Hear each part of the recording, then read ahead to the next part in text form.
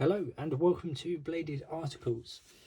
Today for you I've got something that is, I think, quite elegant, I think is simplistic, and I think is one of my, if not my most, no, I can't, it's up there, it's in my top three, definitely, this knife anyway. Anyway, let's get to it. So here we have it. So this is the box it comes in, and this is the classic blue banner with the yellow background on there. I'll just give you a little roundhouse. As you can see, that's the serial on the back there. There's quite a nice design, all of these funny little shapes on here, almost sort of like cracked paint in a way, I suppose. And I can't read any of this, so unfortunately I can't tell you what that does say.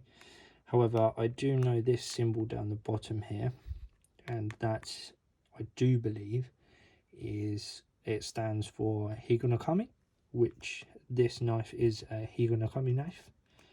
And here we have it.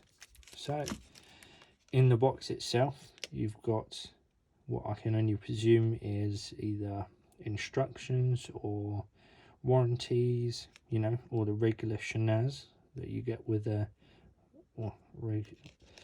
regular paperwork you get with it.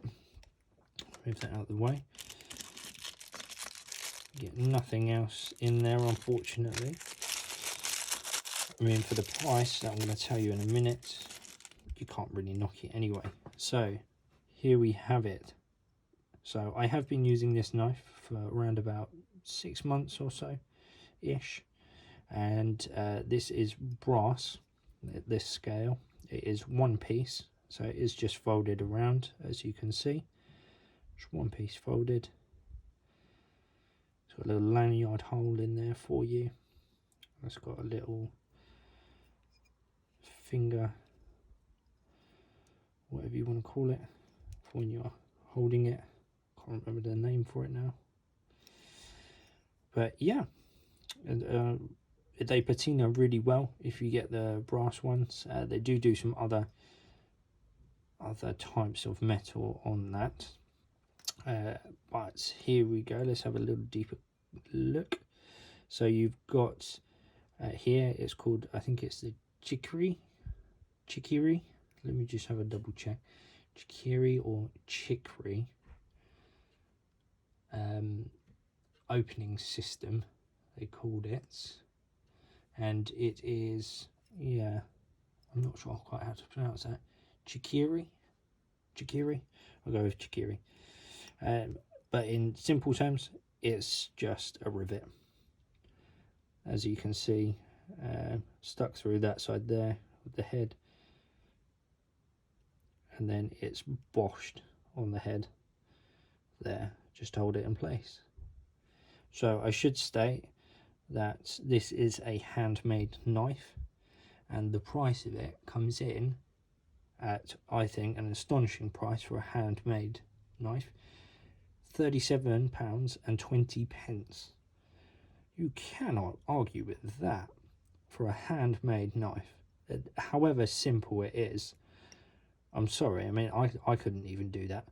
So for £37.20, I think everybody needs one of these. So it's got its reverse tanto, which I really like. Absolutely love that. Love the reverse tanto. Anyway, so on the steel, you have got what is called blue paper steel, and it is, well, this is blue paper carbon steel apparently. And I do believe the reason they call it blue paper, because I don't know if they still do it now, but they used to wrap it in, literally in blue paper, and the same with the white paper steel as well. White paper, you get the gist. But this is, I do believe, Aogami, I think. So it's AOGAMI, Aogami steel. And let's just have a little closer look there. It don't know if you can just about see that in the middle there. It looks like a little sandwich, so it's been sandwiched in there.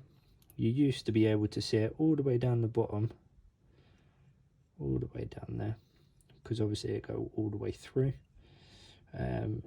But I have absolutely completely used this knife so much that it used to be nice and shiny, nice little grind on that, but now it's just an absolute mess.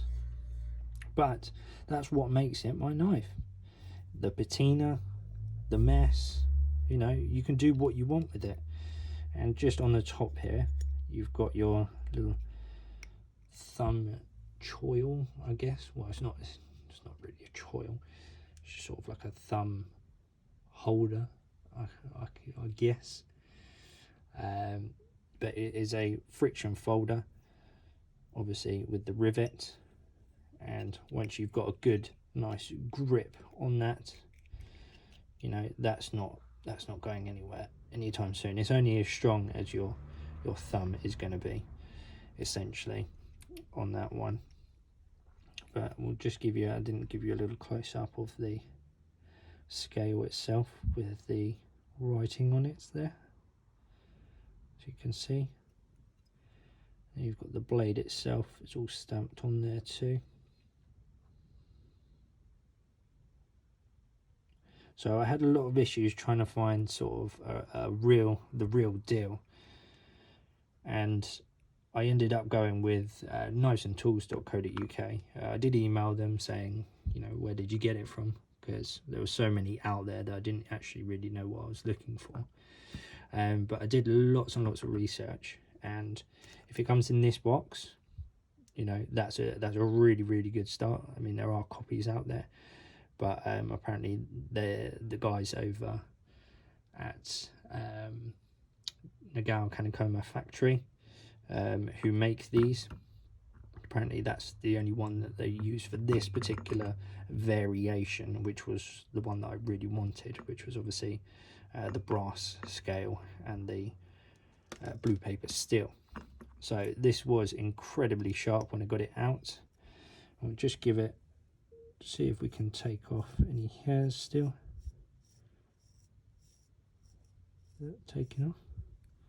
Oh yeah, we're still on there.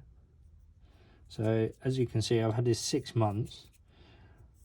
I did try and sharpen it, hence why you can see this all this battered mess. You know, I'm gonna send that to somebody to get that sorted out, because that's atrocious. What are you doing?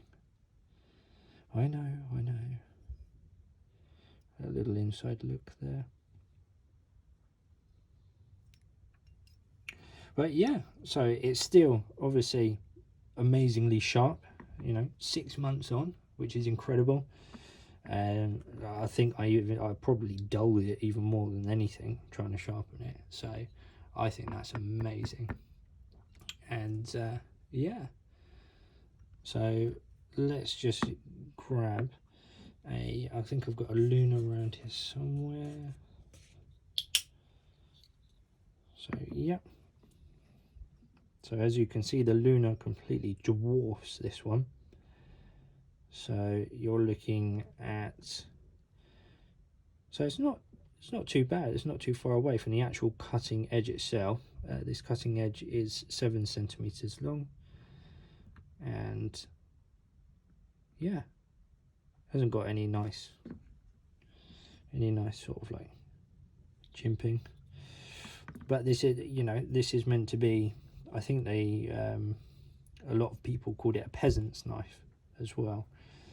I think it was just because it was so, you know, cheap back in the day when they first started making these.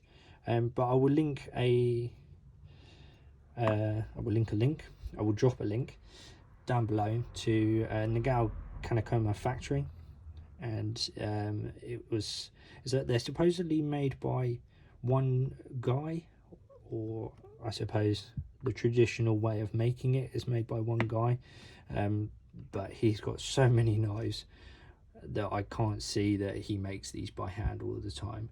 So I do believe that he's got, you know, a factory doing that. But you know, the essence is there. It's still made in one place in Miki City in Japan, and it is, when I got this, it was handmade. I mean, you can obviously tell. I mean, who's going to let that go out of the factory? You know, wonky as hell and beaten, you know.